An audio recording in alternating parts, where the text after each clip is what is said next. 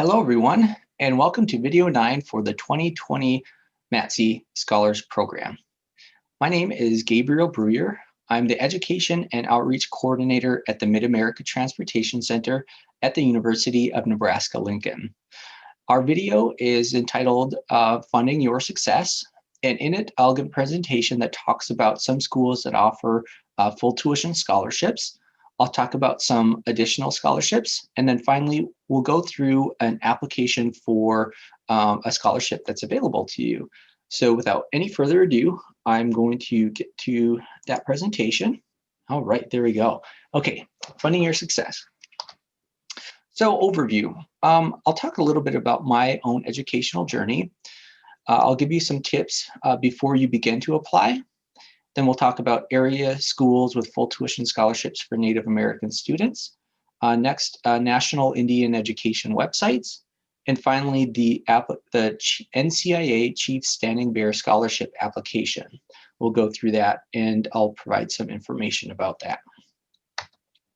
All right, so my educational journey. So a lot of, in the videos that we've been posting for the Scholars Program, the presenters have kind of gone over how they got to where they are right now. And so this is mine. So I graduated from high school in Sisseton, South Dakota. And right out of high school, I went to college. I went to Concordia College in Moorhead, Minnesota. Now, the little frowny face that you see doesn't reflect on the quality of the school. It's a great school. In fact, I had a great time there. But since we're talking about the finances that are associated with studying at a four-year institution, that's what the frowny face refers to. Now, Concordia College is a private liberal arts school, and private schools tend to have higher tuition costs that are associated with them. And so even though I earned an academic scholarship and a Native American cultural scholarship, the cost of studying there was still substantially high, and I had to take out student loans in order to pay for the tuition for studying there. So that's what the frowny face is there. And I don't want to discourage anybody from thinking about private school once you're done with your current associate's degree. But it is important to note that, like I said, the cost of attending one of those is higher. So it's good to think about that now to apply for scholarships and to take advantage of as many different scholarships as you possibly can in order to keep the tuition costs down. Because our goal in this video is to talk about strategies to minimize minimize your student loans that you take out, so that once you are done, you aren't sort of burdened with all those financial aid loans. Okay, so that's Concordia College. I didn't graduate from Concordia. I transferred to a different school, and that is the University of the Americas Puebla, and that's located in Puebla, Mexico. So it is a foreign institution, but you'll notice that I earned in-state tuition because they didn't distinguish between national and international students. So that was good. I also earned a 50% tuition scholarship for academics and work study. So that's why you see a smiley face there. That worked out pretty well. I did graduate from there. I studied international relations, and after that, I went to the University of Minnesota Morris for a second undergraduate degree. And the reason for that is because, I discovered part of my way through studying international relations that I didn't like it that much. I didn't care for it as much as I did another subject, which is philosophy. I'd been introduced to that in some of my classes.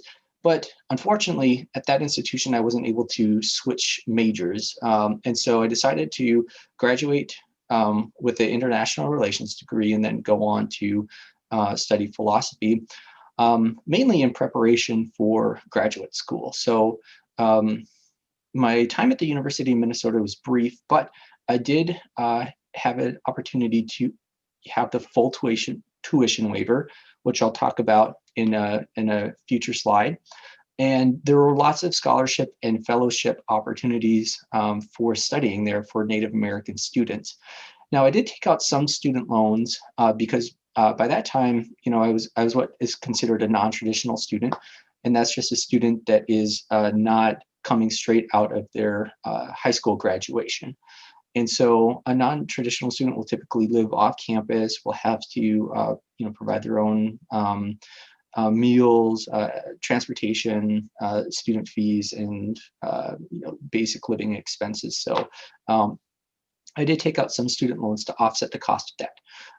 But given what I was getting with the tuition waiver and the scholarships and fellowships, that was relatively small. So that's why there's also a smiley face next to the University of Minnesota Morris. And so I graduated with a Bachelor of Arts in Philosophy. And then I came to the University of Nebraska-Lincoln to study for a doctorate in philosophy, which I completed in 2019. And so while I was at the University of Nebraska-Lincoln, I had a graduate teaching assistantship. And so a graduate teaching assistantship usually is comprised of two things. One, a tuition waiver, and two, a small stipend for living. And so I was essentially getting paid to study philosophy.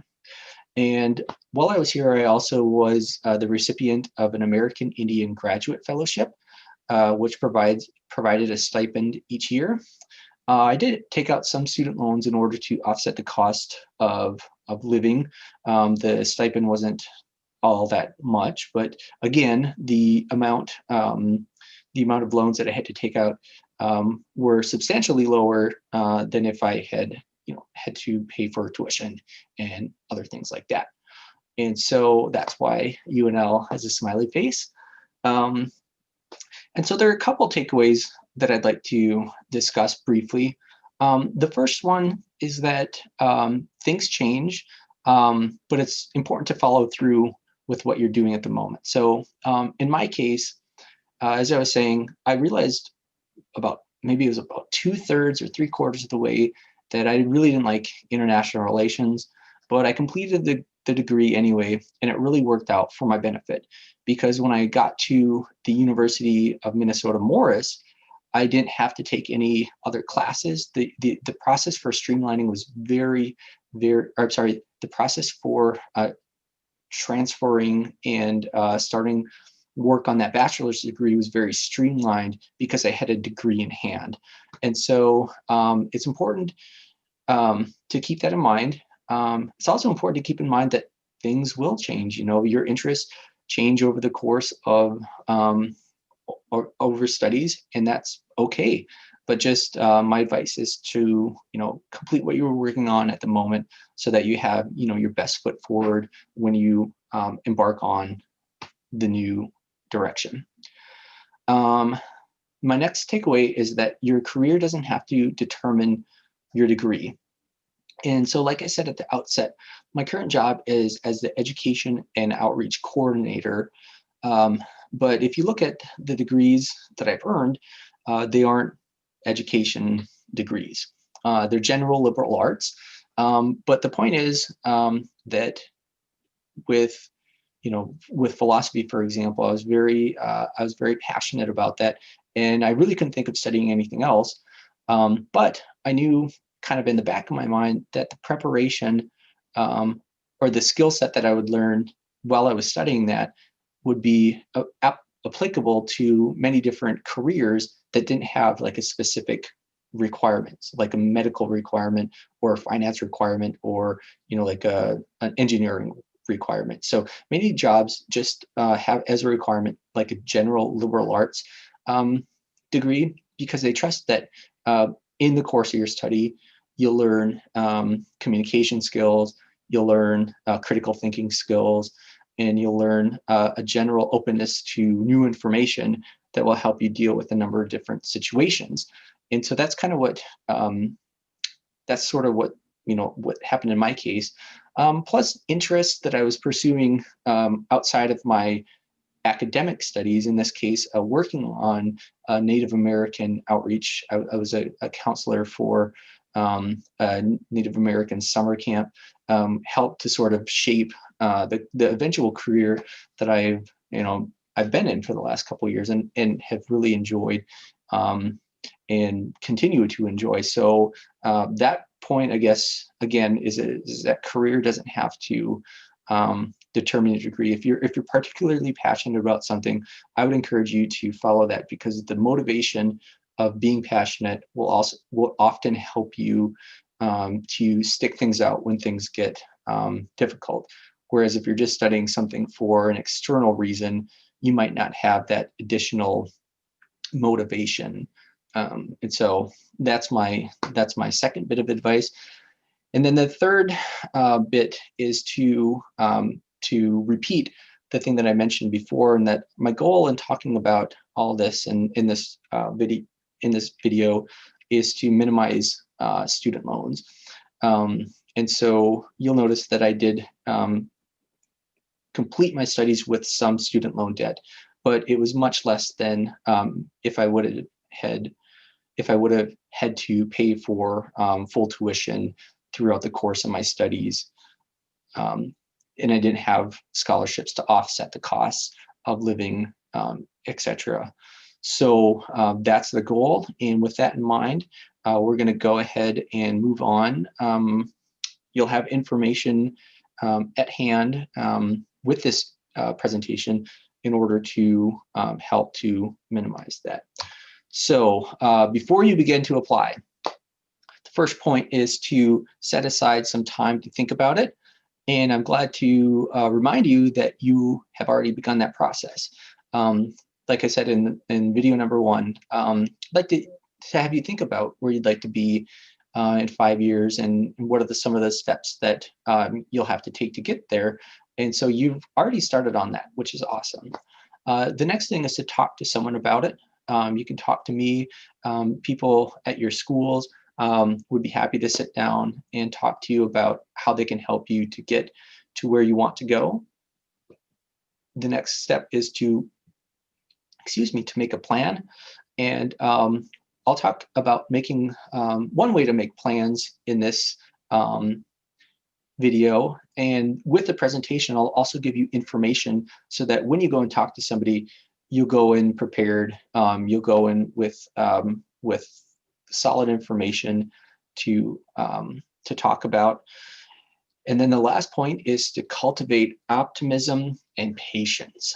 So optimism and patience. So applications for scholarships, applications for schools, for FAFSA, applications in general are unpleasant. They're time consuming. There are often a lot of different things that are needed to complete it, and it can be unpleasant. And so having patience is very important. It's also important to be optimistic, and because if you're like me, you just get filled with anxiety after things are turned in, or even while you're doing it, and that can be an obstacle to completing them, or completing them to completing them well. And so if you need to take a break, the thing that I'm recommending in this video is to stretch it out over a long period of time to reduce the amount of anxiety and pessimism that is involved. Because if you're working on something over a long period of time, there's lots of opportunity to put a lot of work into it so that you can be confident in the finished project or product. So those are some bits of advice that I'll offer. The next thing has to do with the FAFSA, the free application for federal student aid. Now, this is something that will be part of your life as long as you are you're a student. But it's very important every year that you study, because it determines how much financial aid or grants are available to you if you're eligible for work study, et cetera, et cetera. So filling out the FAFSA before you begin to apply is going to be something that you'll have to do. So that's just a fact of life. So it's beginning to, so I just wanted to put that in there also as something to keep in mind. My next point is in the schools that I'm going to talk about in the upcoming slides, we'll talk about, or they all offer tuition scholarships, but it's important to distinguish tuition scholarships from other scholarships that cover non-tuition expenses that include student fees, housing and meal costs, books, and other fees. So that's why it's important to that, applying to these schools is a huge benefit, because, you won't have to pay to study there, pay tuition to study there, but there are other costs that are associated with that. Like I said, if you're a non-traditional student, for example, living off campus and, provide like transportation costs and all those things are something that can be absorbed through scholarships.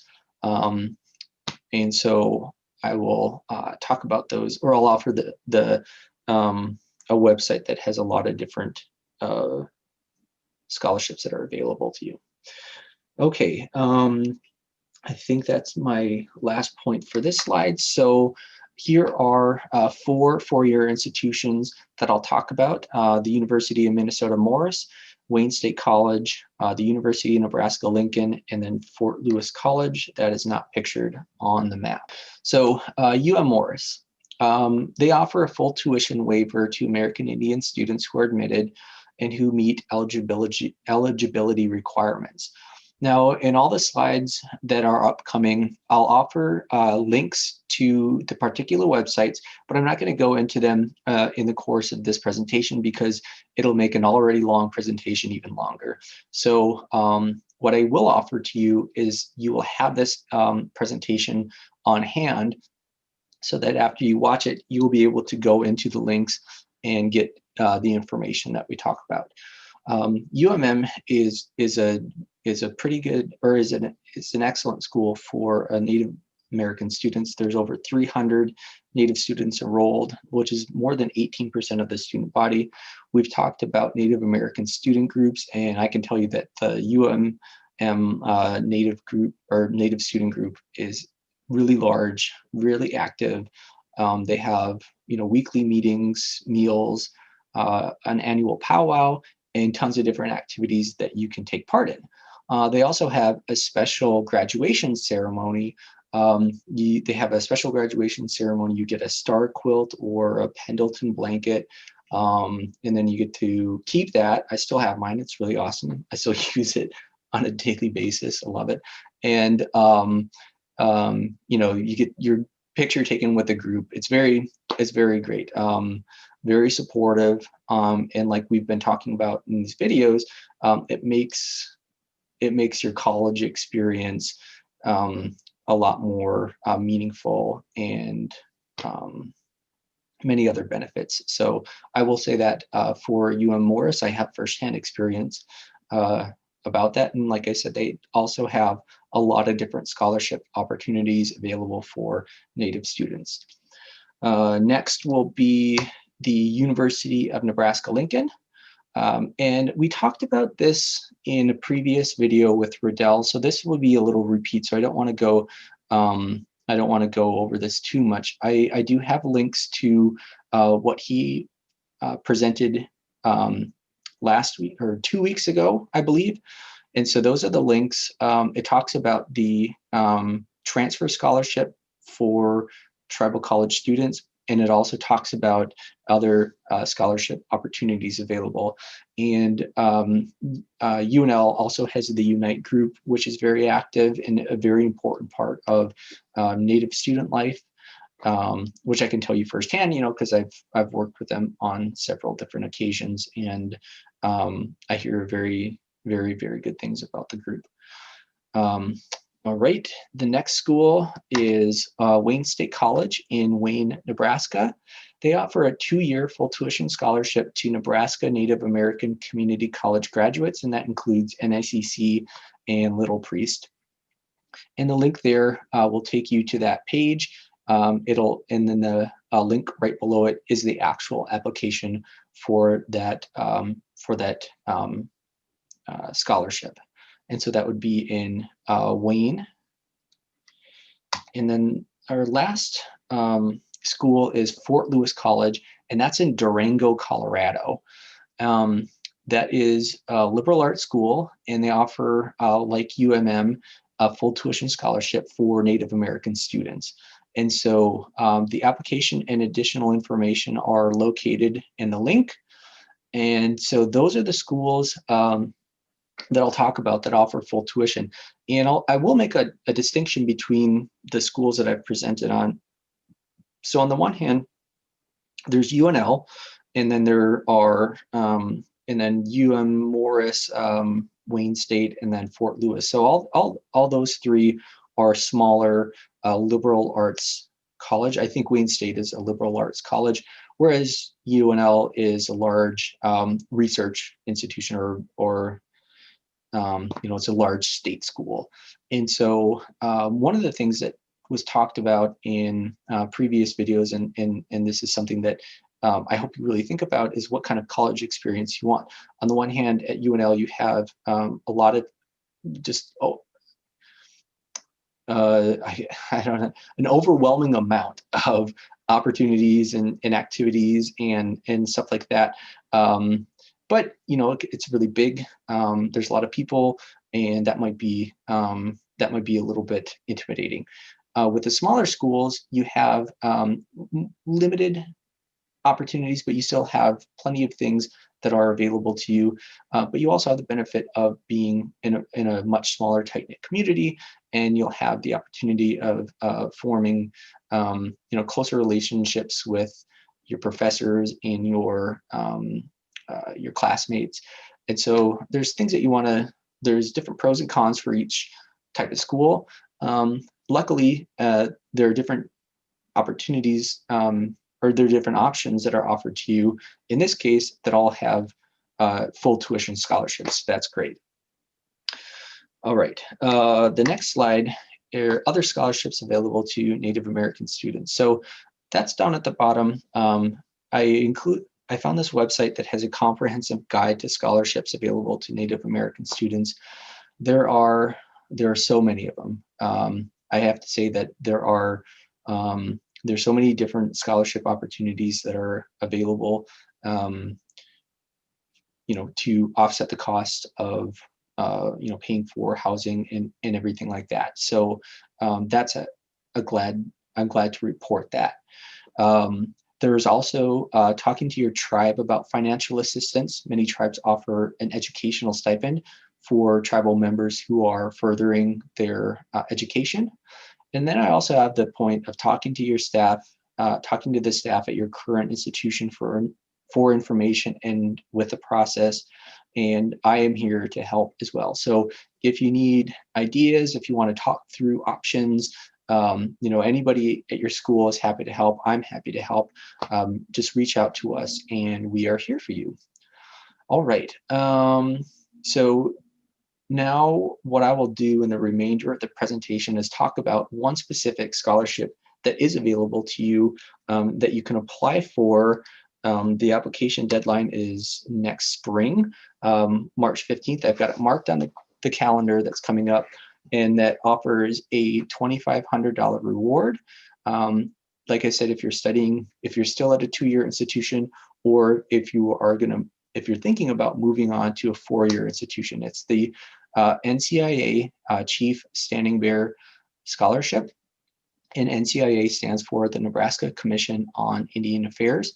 I've been on the commission for, I guess it's been about 2 or 3 years now, and I've been on the review board for the scholarship that I'm talking about. So I guess this would be some insider information about the application, and I'm happy to help to talk to you about it and to answer any questions you might have about it, because I know that it's a good reward.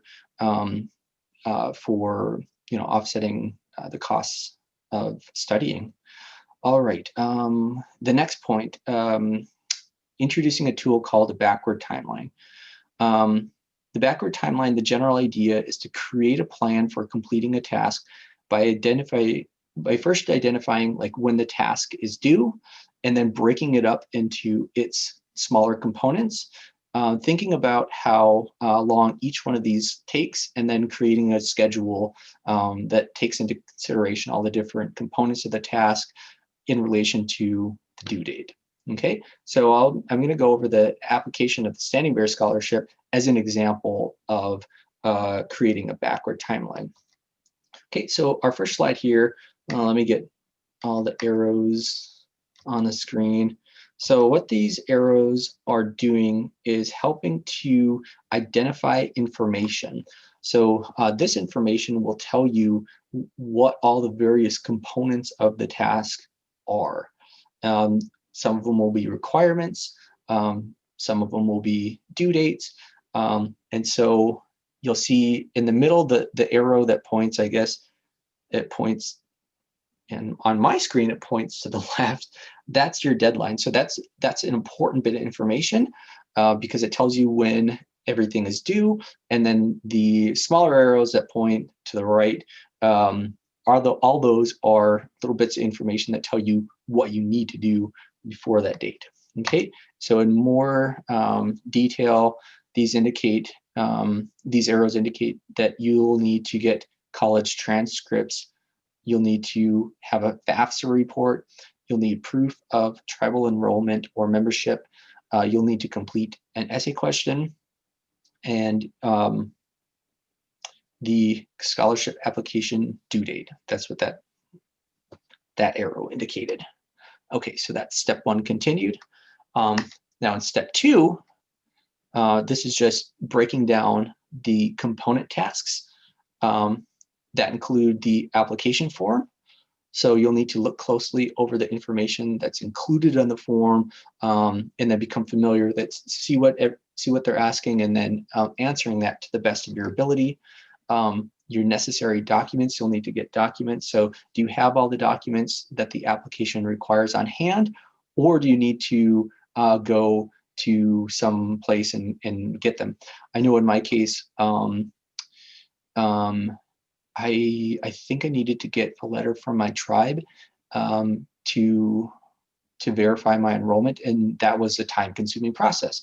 Luckily, I started quite ahead of time for the particular application that I was doing, and so that wasn't a problem for me. But if you put off the application until right before the due date, that might become an obstacle for actually applying to and then possibly getting awarded a scholarship. So that's kind of one of the benefits of the backward plan, is to think about those sort of things, how long they will take. So that's step two. Step three, FAFSA form. Do you have your PIN for the form, your tax information from the previous year, other information for completing the form? And then finally, the essay question. You should give your essay plenty of time. It's recommended to write and rewrite, sometimes rewrite, based on feedback from other people. Therefore, you should factor in both the time it takes to actually do the writing and the time it takes for you to have somebody else look at it, and then you take your second or even third look at it. And so all these different things you should be thinking about to determine the amount of time that you need for your application. I'm going to go into a little bit further detail on the point of the essay question. So the essay prompt is there at the top, but there's two main parts to it. There's the first part is having to do with exemplary traits of Chief Standing Bear, and then how those kind of figure in your own life. And then the second one is your own personal story and how you've used those traits to overcome adversity. So there's two different parts that you have to address. My points on the essay question is first to be informed and specific about Standing Bear, like what specific aspect of him or of, like what he did in his journey, or is there a particular part of that that you'd like to talk about? It's best to be specific, concrete versus general, non-specific. That's my first point. The second point is, what stories do you want to tell? Story or stories do you want to tell? Do they best address what is asked in the question? And so thinking about the sort of narration or the narrative that you want to give is important. And then finally, a more technical point about grammar and punctuation, because those also count. So thinking about all these different components, well, you need to research. How can you, write your narration in a compelling way? How can you bring all the points together? And then finally, is it polished? That's all the different components that you'll have to think about to determine how much time you'll need to give yourself. And in the backward plan that I've created, or the backward timeline that I've created, I've proposed a month for that. And so on this calendar, on the 15th of 2021, March 2021, is marked the due date of the application itself. And so a month prior to that, I'm proposing that you'll have your FAFSA form filled out. And so that you'll have that, you'll have your FAFSA filled out, submitted, and you'll be able to get the first page of the report for the application, to put in a request for transcripts. I'm not sure how long they take. I know, it's best to give yourself plenty of time to verify your enrollment or membership a month out, and then to complete a rough draft of your essay, and then to have it done and ready to give to somebody all a month out, like 1 month before the application is even due. Have all the major things either taken care of or in progress. And so 3 weeks out, which would be February 22nd, that's when I'm proposing that you open the actual scholarship and take a look at the questions. You don't even have to write your name on it. I'm just saying open it, and then you'll be able to save your application for future revisions. Open it and take a look at it, and then just kind of know what is on it, and then you can put it away.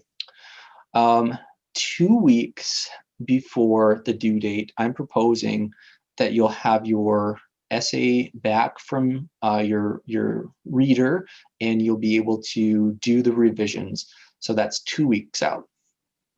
So on March 8th, which would be 1 week out, I'm proposing to do a checklist of all the previous items. Make sure that you've got all the documentation necessary. You've looked at the form, or I'm sorry, the application itself. You've answered the questions. You have your essay revised and everything like that. And then don't do anything. Don't submit it. Just kind of give it a couple days, so that if something comes to mind, you can go back and change it, because you still have a week. You still have a week to do it. And then finally, on the due date, you may submit your application and feel proud of having done so. So it's a really good feeling. And when you sort of follow this backward timeline in which you give yourself lots of time to complete the task, like I said before, it helps to relieve this pessimism, this anxiety, because it's a task that you've broken down and that you've really sort of mastered all the little parts of it. And so it's not a whole bunch at once. Okay, so that is a backwards timeline, and in this case applied to the Chief Standing Bearer Scholarship application. And I have to say that the backward timeline is a helpful tool for any complex task, including schoolwork, your FAFSA application, college applications, and other scholarship applications. I myself have used this to my benefit for a lot of different school projects that I've worked on. It just helps to break things down into component tasks, so that working on like one thing and then having that done in your pocket, so you can move on to a different thing, just helps to reduce the amount of stress that you find when you face a task, like a big task all at once. And the same thing goes for applications, because like I said at the beginning of this presentation, applications are complex tasks that involve a lot of different steps. And so giving yourself lots of time to complete all those little steps really helps. And so that's the conclusion of this part. And finally, I'll talk about the video response. The video response is to please write a rough draft of the Standing Bear Scholarship essay. And the prompt is earlier in the presentation. I will be happy to provide feedback on it, and will help you with any future revisions, as well as any questions that you might have about the application process in general. So that is a video response. Also, if you have any questions, include those with your video response. I'm very happy to read those and to help you with it. And I'd like to thank you for watching, and I'll see you in future videos. All right, thanks and goodbye.